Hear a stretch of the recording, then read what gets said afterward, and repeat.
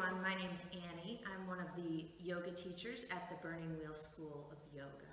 And today I just wanted to do a little video about handstand. Now sometimes when people hear the word handstand, it's like, oh gosh, I'll never be able to do that, or that looks so hard, that looks so intimidating, or I'm not strong enough. And I want to show you some exercises today to first help you build strength in your core and your upper body so that you can actually do handstand. And then show you a few things that you can do to get started trying it out. We're going to be using the wall because part of the tricky part about handstand is it's a little scary and you feel like you're going to fall over, so using the wall is really helpful. And even if you're like me, I haven't mastered handstand yet, I'm still working on it, but if you're working on it, I'm hoping to maybe give you a few new ideas on how to approach it so that you can make some progress. All right, so let's just get started. The first thing, pretty obvious way to strengthen your core and upper body for handstand is in plank.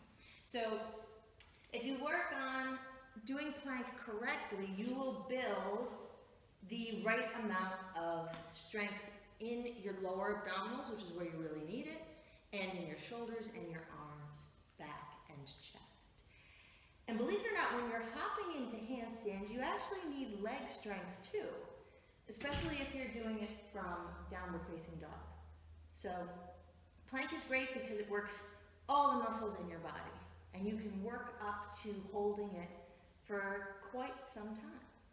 Now, if you want to build even more strength and speed up the strength building process, here's something that you can do from plank. So if you lift your right foot off the floor, bring your right knee to your left elbow, bring it back, then bring your left knee to your right elbow, bring it back, and continue to do those. You will probably notice that it's easy to bring your knee up on one side and way more difficult on the other side. So for me, the left side requires significantly more effort because we all have a dominant side and a weaker side. So just notice that, but doing those, you don't have to do very many to start feeling it, and you're going to be working exactly the muscles you need for handstand. Now, there's another one that's really good. It's helpful to have blocks though. So for this, if you sit with your legs crossed and just work on pressing your hands into the block, straightening your arms, lifting your bum first, and then trying to lift your feet off the floor as well. You'll feel your lower abs turn on. You'll feel it takes a lot of strength to hold yourself up. So you hold yourself up for as long as you can, and then you drop down. You can do it on your knees, which might be a little bit easier. The hardest way to do it is with your legs out straight. But with practice, you'll find that you lift your bum first, you lift your feet up, hold for as long as you can, drop it down. And maybe do that 3 or 4 times. So that's a good one. Another one, handstand's funny because you have to get a little comfortable putting weight into your hands at first. So one way to get a little more comfortable with that is to do donkey kicks. If you've ever taken like a boot camp class, you will have done these. So you're basically in downward facing dog, and you're just going to bend your knees and jump up like this. Now at first, your jumps may be like barely off the ground, and that's okay. You'll get comfortable leaning forward more, and so that when you go to kick up into a handstand, you've kind of already done it, right? So we're gonna go over to the wall. I'll show you a few things you can do over there, and I'll show you how the wall can be a real help. First, starting facing away from the wall, and starting by just doing a plank with your feet up on the wall. So here you are. My feet are a little slippery. And then you just want to walk your feet up, walk your hands back, until you get to a place where you, at first, you're going to stop and say, this is enough. So just stop and hold right here. You're basically doing a handstand already. If you want to make it more challenging, you will walk back and then start to walk your feet down the wall. Now, if you can hold this, you're way strong enough to hold a handstand. That's very tricky. Then you're ready to flip around and try it the other way. So there's a couple different times in class where handstand is an opportunity. Every time the instructor says, bend your knees, look forward, step or jump to the top of the mat, that's an opportunity to jump into handstand. Every time the instructor says, if you're working on standing split in class, that's a great opportunity to try and kick up into a handstand. And even in wide leg forward fold, during the triangle sequence, when you're like this, working here, practicing just leaning forward, putting weight into your hands, and lifting your legs up is super cool. So, but let's just practice here from downward facing dog. Here I am, and I'm just going to kick up using one leg.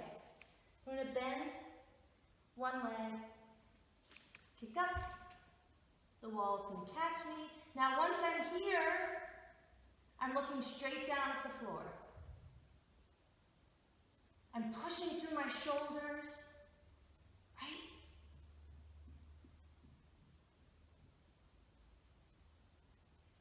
Core is on. Could have pointed my toes more. When you point your toes, it's easier to balance. When you pull your belly in, really turn it on, helps balance. But the biggest thing I've found is when you push through when you push out of your shoulders, it's almost like doing a military press at the gym. You know how you're pushing? It's the same thing. And the only other thing I would say is really focus on keeping your arms straight in the beginning. Because I've seen a lot of people, they go to kick up into a handstand, they forget to keep their arms straight, and the arms end up bending and you bump your head on the floor. So just think, arms straight like you're water skiing, when you're leaning back. So I just want to show you, so that was one way to kick up one-legged. If that's not working, just do it from a standing position so you'll have a little bit more momentum and it'll be a little bit easier. So you're standing up, you're going to kick up, pull your belly in, press through your shoulders, look down,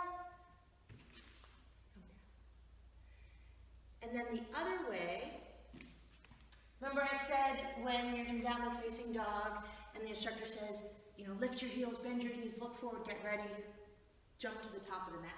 So let's just pretend we're doing that. So you're here, the instructor says, bend your knees, look forward, step or jump to the top. So I bend my knees as deeply as I can, look forward, come up. Now what's cool is, with the wall there, the wall takes away the fear, right? I'm not afraid of toppling over that way because the wall has me. Once you get pretty, really comfortable, then it's time to go try it out in the middle of the room. And maybe you just try it at home at first, so there's not people around you. And at that point, it's all about just overcoming your fear.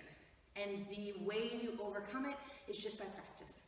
Practice, practice, practice, practice. Eventually, you'll fall over a couple times. You'll realize that it wasn't the end of the world.